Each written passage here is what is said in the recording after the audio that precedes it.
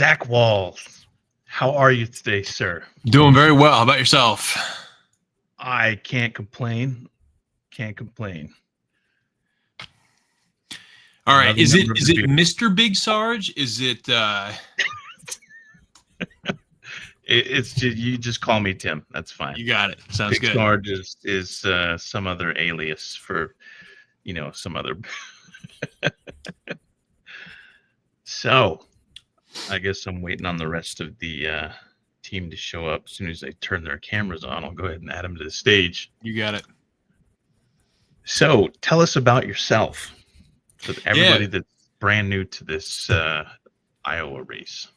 Well, I'm thrilled to be chatting with you this evening. I hope the fact that I'm drinking a beer here is okay with the shot. That looked like a glass of wine, so okay. Cheers. It is, and also, I will get to the whiskey a little bit later on in the evening, but I'm a professional Scotsman, so.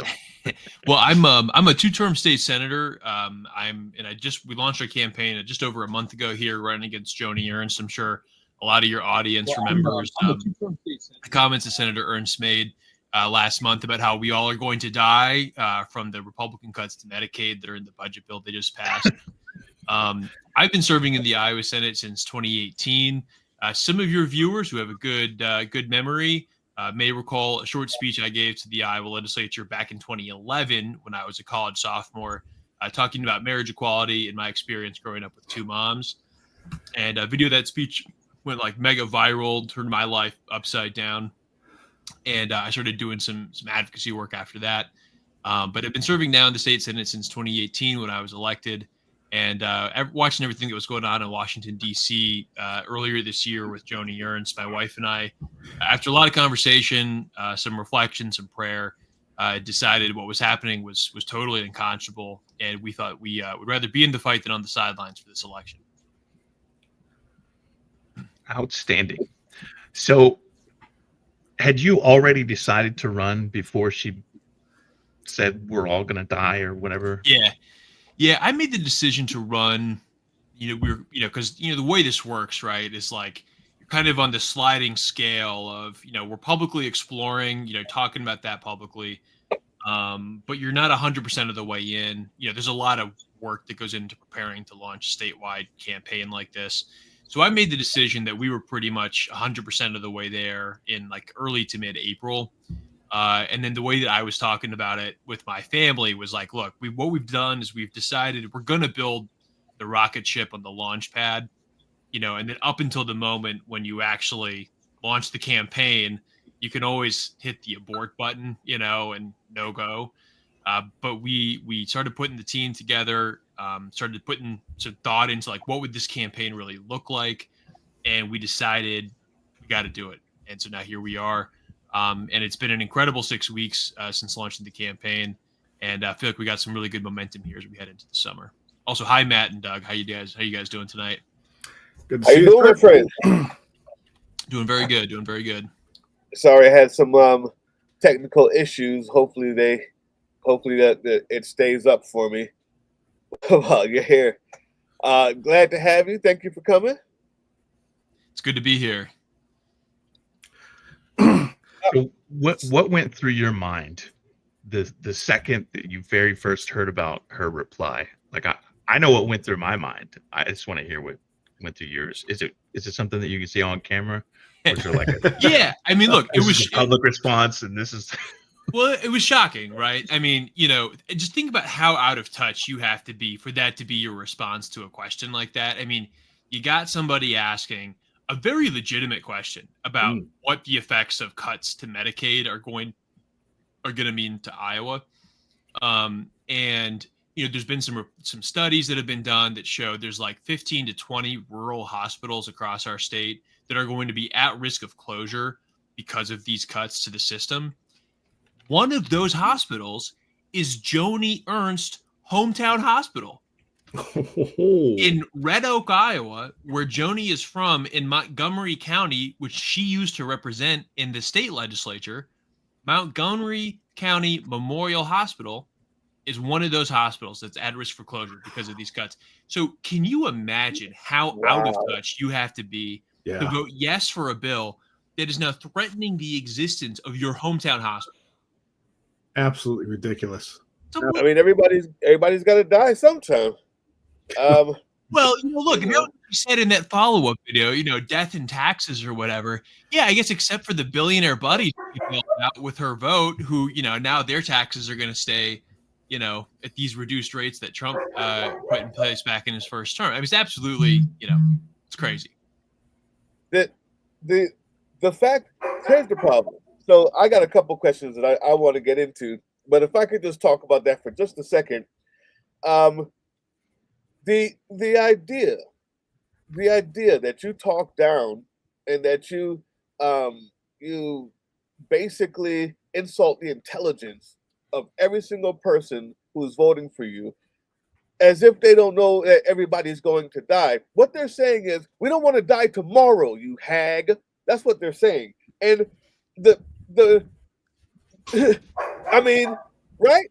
I mean, just because you look like a melted candle and how close you are to death seems to not bother you. That's what the deal is. And the problem that I have is the way that I'm talking right now. I don't think anybody's ever spoken to her that way because of what I want to do with my first question. This idea. Right now we're in fight or flight mode. That's why I'm here, right? I'm sick, but I've taken it upon myself to make it my duty to represent the fight that I want to see in the Democratic Party. I see something here. Number one, I'm hoping that even though you seem like, as far as all the politics I can tell and everything I've researched from you, you're on the right side of just about everything so far. And as far as I'm concerned, that's what's up. I love that. But are you willing to go down, dig deep, and fight and say the type of things that's going to inspire someone like me to say, okay, finally someone's going to talk about the fact that how insulting she is, and that maybe that we shouldn't be run by what is it called, an octogenarian entire old people, Senate yeah, and Congress, right? Yeah. Like, can you do that? Will you do that? So I mean, two pieces to that. First one, so I was elected to the Iowa State Senate in 2018. I was the youngest member of the Iowa Senate when I was elected. I am still the youngest member of the Iowa Senate 7 years later. And if I'm elected to the U.S. Senate in Washington, D.C., I'll be the youngest member of the U.S. Senate when I take office. I will be older than Senator John Ossoff was when he was first elected several years ago, but he's obviously got a couple of years on me at this point, even though I think, he's got a lot going for him other than the fact that he's a young guy. I'll tell you, so I've been in the legislature for some time now, and I think if you can ask my Republican colleagues this too. Who's the senator who is most likely to get up and fight for democratic values on the floor of the Iowa Senate? They're probably going to put me in the top one, top two of that category. But here's the other thing that I'll say. I've also worked very hard to build good relationships with my Republican colleagues across the aisle. And so if you had to ask that same group of people, if there was an issue that you wanted, if there was a bipartisan area to work together on, and you wanted to work with the Democrat across the aisle, who would that be? I'd probably be in that same top two, top three category for those folks.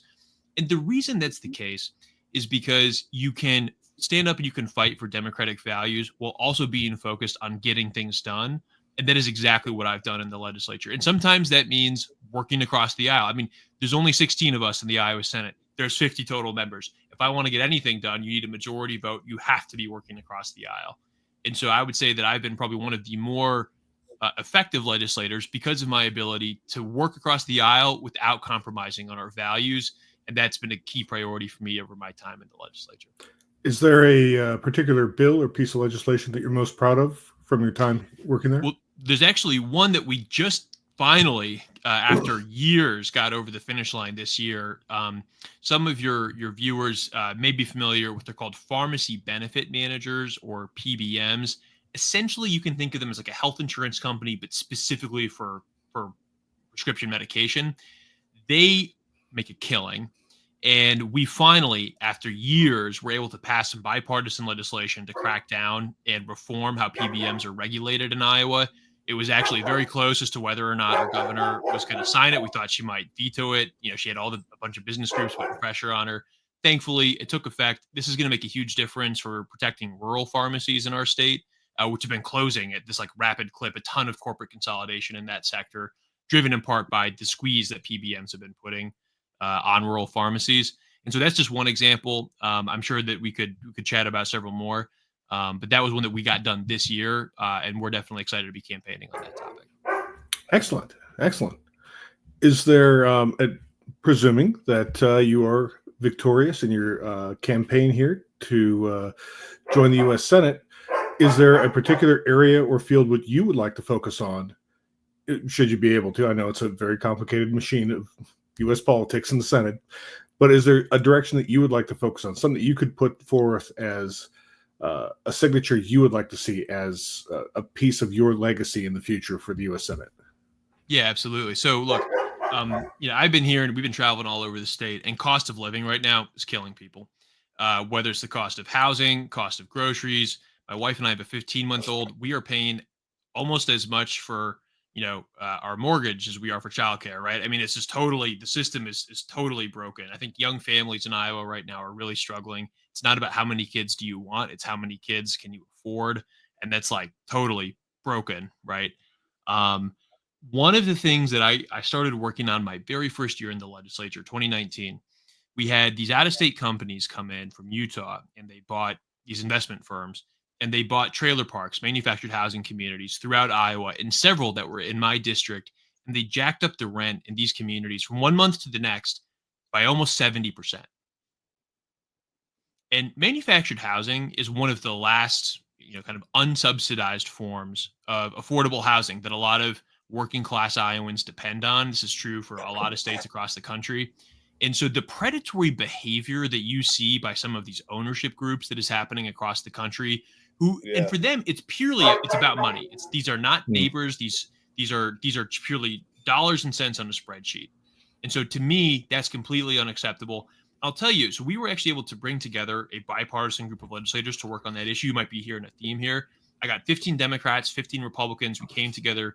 We wrote a bill that would have been the single largest improvement in protection for these Iowans since that code was first written 50 years ago. And then I got a very early education in the influence of lobbyists and the special interests.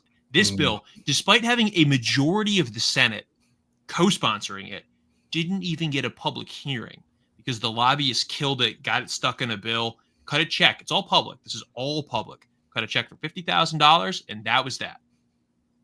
And so to me, I would say if there was one issue that kind of cuts across a lot of those, campaign finance reform. Yeah. Because until you have the ability to get your check on some of the influence that money has in our politics, cost of living is going to keep going up. Corporations are still not going to be checked. And people like my neighbor Candy, who's now a constituent of mine, who lives in that park just about a mile from where I live, are going to keep seeing their rent go up and up and up from greedy companies like that. Yeah. Well, since we're on campaign finance, how are you being funded? Yeah, so we made the decision at the very beginning that I don't have any interest in taking a dime from corporate PACs. So we are 100% people power. We launched the campaign on June 11th. We were really excited. We actually, in just 3 short weeks, basically the way these federal campaigns work is you have to report your fundraising on a quarterly basis. So we launched on June 11th, which is right before the end of the quarter there on June 30th. We broke several grassroots fundraising records, including the first 24 hours, first quarter record. What was really cool about that was the previous record had been set in 2.5 months, and we broke it in 3 weeks. So we felt like that was a great sign about the amount of enthusiasm across Iowa, across the entire country. One of the things that I'm really proud of, it's a big state. We have 99 counties. And so far, we're the only campaign to announce having support from Iowans in all 99 counties. That's something that I think is a good example of the kind of campaign that we're trying to build, that's reaching out to people from the Missouri River to the Mississippi River and saying, look, you may not agree with us on every issue. You may not see everything topic the same way that we see it. But if you are willing to work with us to build a better Iowa, we want you on our team. And certainly, even if it's even if you're not perhaps everyone's exact cup of tea, you're a far sight better than who's in the seat right now. That's for sure. Hey, look, I know it's a low bar, but I do think that people deserve better than a senator who's not just waiting for them to die. Look, I understand, death is a part of life. It's going to come for all of us, but it is not supposed to be our senators who are the ones killing us. It's really that simple. Excellent. Something death panelists. Oh yeah, I remember something about don't get me that. started. Yeah. All of that crap. So you have you still have to do the primary, or have you already done the primary and you are the nominee? No, primary is not until next June, so we still got a long ways to go. Okay. And we've got some great folks running. I haven't gotten to know Nathan Sage as well. He's a candidate from Knoxville, but a kind of interesting guy, interesting background. My friend Representative J.D. Schulten's running up in Sioux City, Iowa. I expect we're probably going to have more people running. And to me, that's a reflection of two things. One, there's a lot of energy on the ground. I don't know about where you guys live, but here we've been seeing amazing turnout at some of these No Kings protests, the 5051 project, all these different things. You're getting a ton of people, and it's not just in the big cities. You're seeing it in the small towns. You're seeing it in the rural areas. And so there's a lot of energy in the grassroots. People are getting really fired up. We're also seeing Democratic overperformance in a lot of the special elections that we've had. So we've had 3 so far this year. We've got a 4th one coming up in August. And you've seen Democrats overperform our 2024 baseline by like over 20 points. I mean, it's amazing. So some cases as much as 30 points. Yeah, exactly. It's way up. We're feeling, our folks are really fired up. I think that some of the Republican voters are looking around at what's happening and they're like, oh, this isn't what I thought I was voting for. And so they're not very motivated to show up, and so there's some good stuff happening in that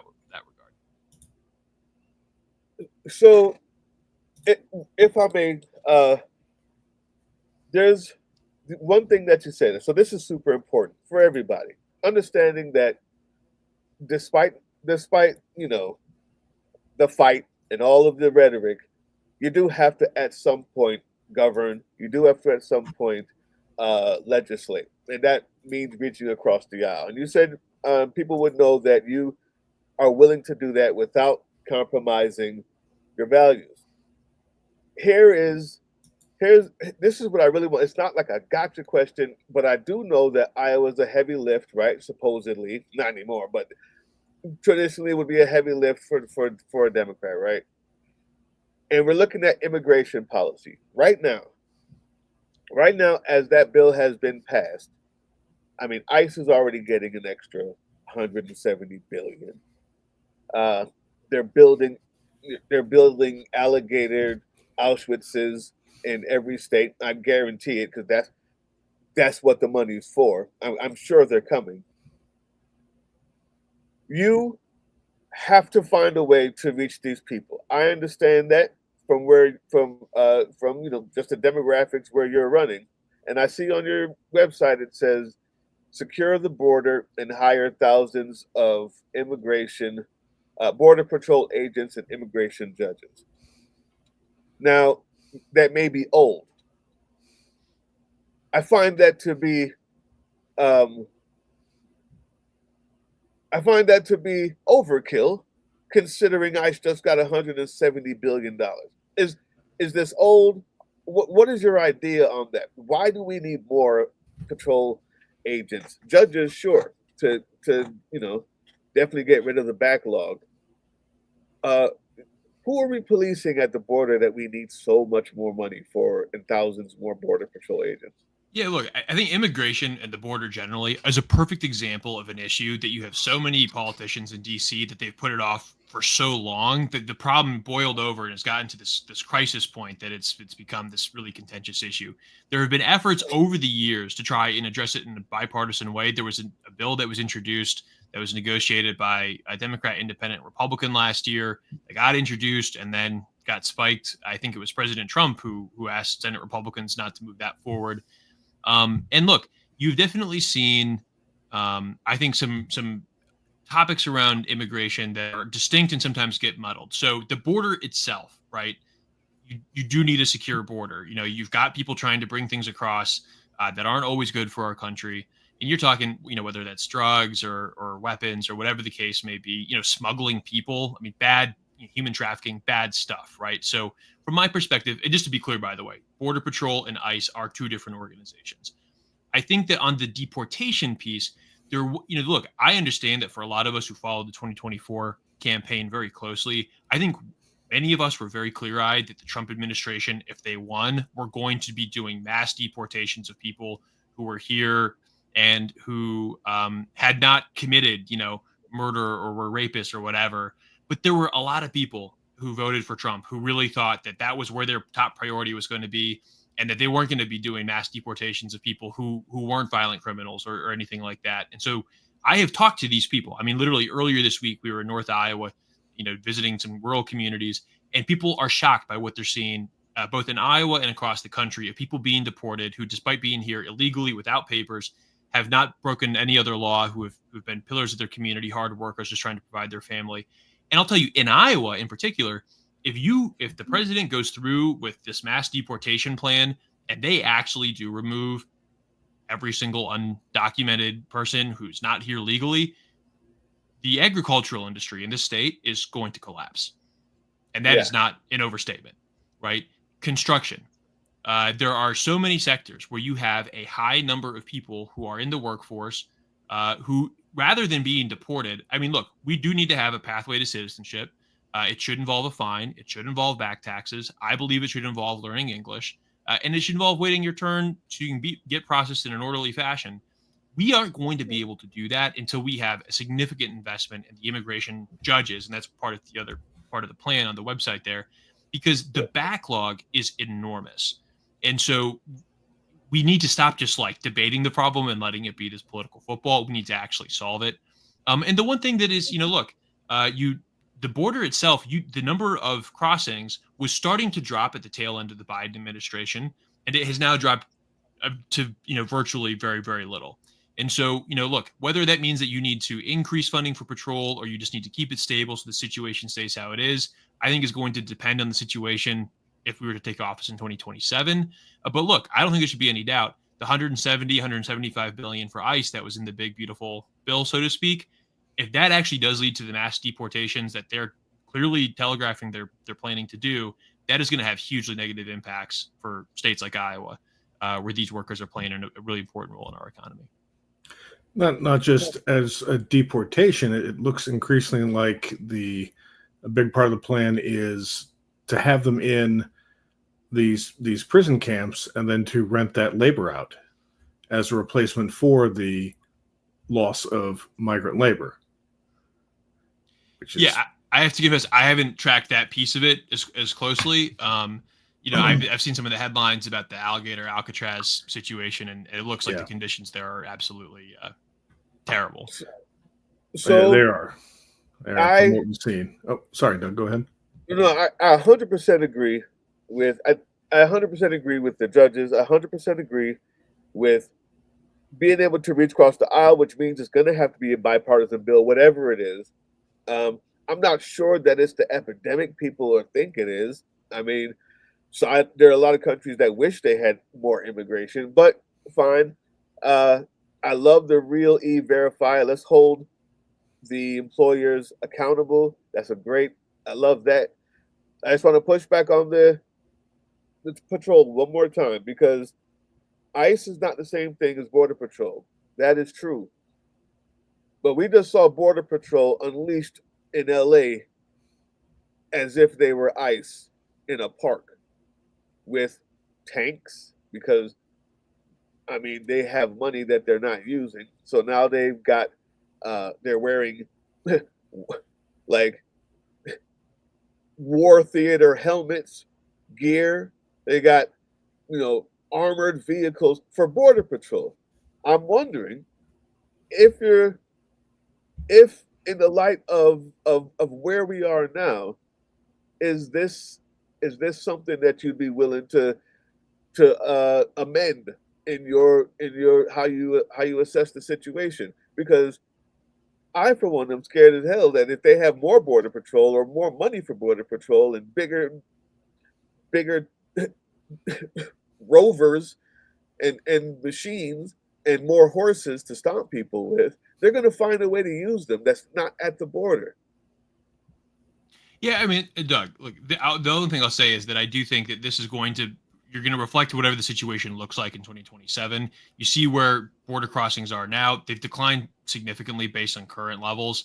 I think it's going to, the key thing is the border does have to be secure, right? Yeah. We do need to have good information about who, what is coming across the border and trying to reduce illegal crossings, because there are some legitimate safety concerns that I know that, look, I understand that there are people who have maybe made some of them to be bigger than what they actually are, but I do think that there are legitimate things that we should be worried about as well.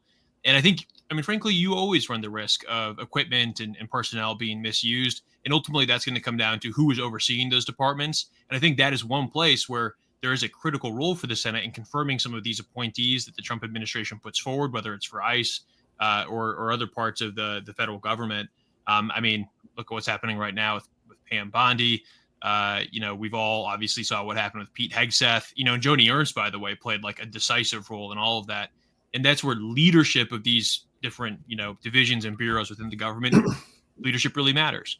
And so I can definitely promise you that if elected to the U.S. Senate, and we had to deal with appointments in the state legislature as well from the governor, we always ask very tough questions. I try to be fair. I want to be overly partisan about it. But to me, making sure that you have the Border Patrol doing what it's supposed to be doing, right, which is securing the border, that obviously, to me, that's got to be the only and core mission of that organization. Maybe I'll move there someday. Presuming that you take the U.S. Senate seat, hypothetically speaking, what is the top committee that you would like to be assigned to eventually? Well, look, agriculture is a huge part of our state. There's no doubt about it. I didn't grow up on the farm. My mom, Terry, though, was a fifth-generation Iowa farm girl. Our Wahls family homestead still in the family up in Northeast Iowa. And we haven't had, an Iowa Democrat on the ag committee for some time in the Senate. And so I think being able to be a voice for farmers, because it's not just the folks who actually farm. So much of our rural economy is tied to the health of the ag economy. There's also so many issues that are currently affecting people right now that the Ag Committee can help out. One of those issues is water quality. We have seen over the last several years the water quality situation in Iowa really deteriorate. And a big part of that has to do with the over-application of nutrients. So you're talking about like manure, chemicals onto the soil, and those nutrients essentially running off either surface water, getting into the rivers, and then going down into whether it's big cities, small towns. Iowans across our state are in a tough spot. One of the things that is shocking now, Iowa has become the #1 state in the country for rising cancer rates. Oh. And at the same time that's happening, you have some of these big, agrochemical companies like Bayer, Monsanto, trying to pass legislation in the Iowa legislature to make it illegal to sue them if you or a family member have a cancer diagnosis that's caused by one of their products, right? And so the water quality issue, it's a big issue. Cancer, obviously, no state wants to be #1 for cancer. And so I do think that being able to take an approach here that says, look, we're not here to kind of point the finger at farmers.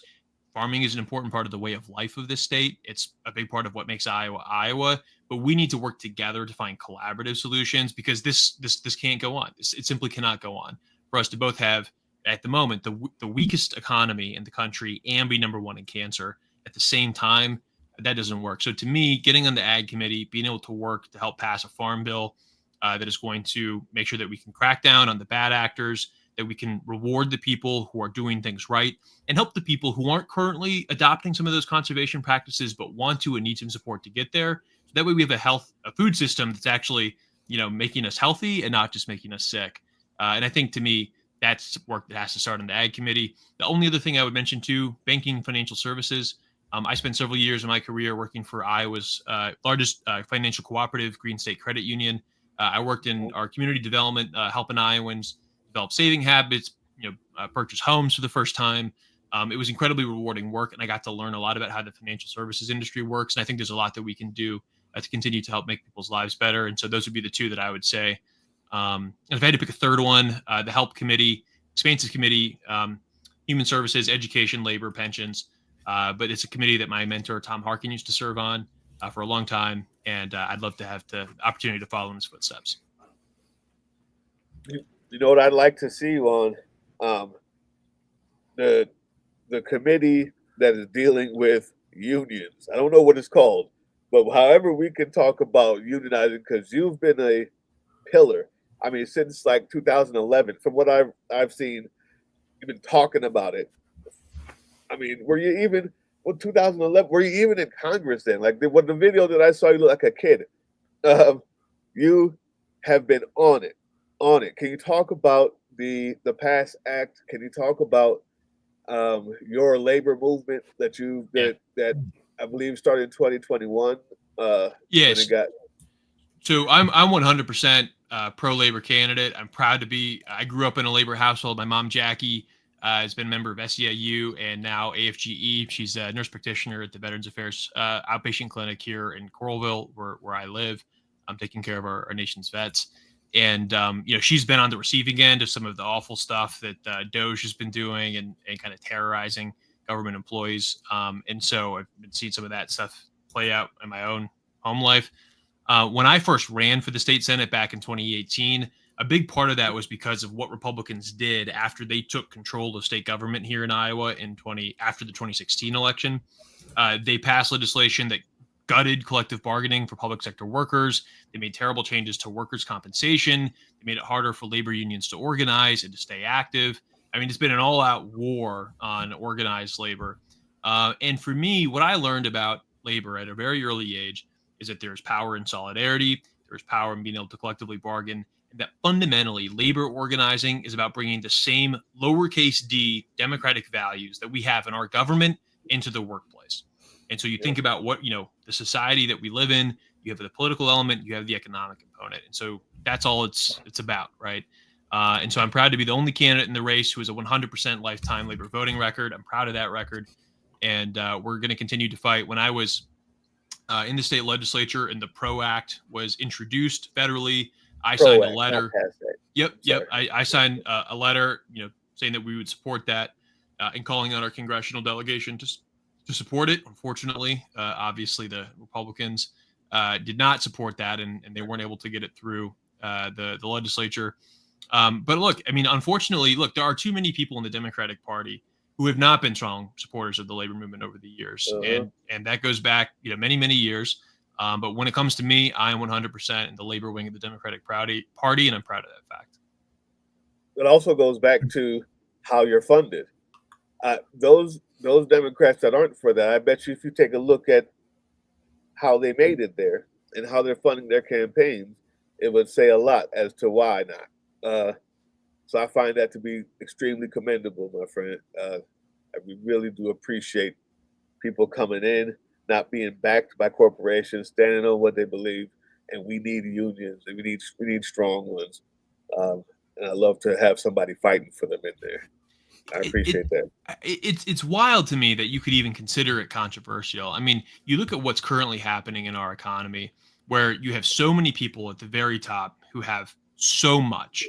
And you're talking about how do you bring power back to working people and create opportunities for them to have leverage in negotiation over their compensation, their benefits, their contracts, right? And so to me, it's a total slam dunk. And I do think that look, I would be the first person to say I think that it's great to see that there's new energy in the labor movement as well. You started to see, I think, new energy come into the labor movement. You have, I think, in Gen Z, one of the most pro-labor generations that we've seen in many, many years. And so from my perspective, having some of that new energy is important. We're going to continue to fight for a labor movement that is energetic, that is meeting people where they are, and that is growing, because for too long, especially here in Iowa, it's been in decline, and we have to reverse that. Yeah, it's great to hear you talk about being pro-labor and the importance of unions, particular building not just strong work and strong families off of it. I understand you've got some positions for a strong Iowa family future, and was hoping you could talk us through that. Yeah, so family's a personal one for me. My wife and I have a 15-month-old. She's out walking. I'm looking out of the window in my office here. She's out walking our little guy and the dog right now. His bedtime's in like 25 minutes here. So I will definitely have to try and sneak out for that. But, look, becoming a dad, for me has been it's like the best thing to ever happen to me. And look, growing up in a non-traditional household with two moms, like I've had to figure out for myself, like, what does it mean for me to be a dad? And how do I build a relationship with my son? Now he's obviously still very young, but it's been an incredible experience. It's brought me emotions that I've never experienced before. It's really reconnected me to my faith in a way that I find to be really profound. And it's brought my wife, despite some of the sleepless nights and challenges that come with being young parents, it's brought us closer together. And it's a huge joy. It has also very much opened my eyes to a lot of the challenges, that I heard about, kind of academically, that I'm now experiencing as a reality for myself. I already mentioned the fact that our childcare costs almost as much as my mortgage. The fact that, paid family leave isn't standard in this country. And by the way, I support paid family leave for moms and dads. This idea that dads should get less time from their employer because they're men, I think is ridiculous. You see, I think in our generation, more men spending time with their kids than previous generations did. And I think that we should have the same rights in terms of being able to spend time with their families in that really important moment. Public education is a huge part of it. We've seen in Iowa, Republicans have put through legislation to divert public funds to private schools. And look, if you want to send your kid to a private school, that's your choice. It's a free country. I've attended mostly public schools in my life, but I did my graduate work at Princeton, which is a private school. The idea, however, that you should use our taxpayer dollars to pay for your private school that is not required to accept or educate every Iowa kid. What are we even talking about? And so I would very much put public education in that category as well. I'm a bit confused because you said that you grew up with two moms, and you're saying that they didn't groom you and turn you gay. I was told that I was told to hear that all my might. I'm amazed. Look, it's all right. You don't have to go there.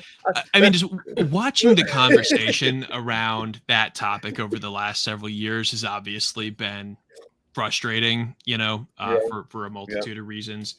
I have two incredible parents, and I am so grateful for the values that they instilled in me, the role model they both were in my life. My mom, Terry, has multiple sclerosis, and she spent several years when I was an early teenager in a wheelchair, and watching her battle with that disease every day just taught me so much about life, about responsibility, about taking care of yourself, your family.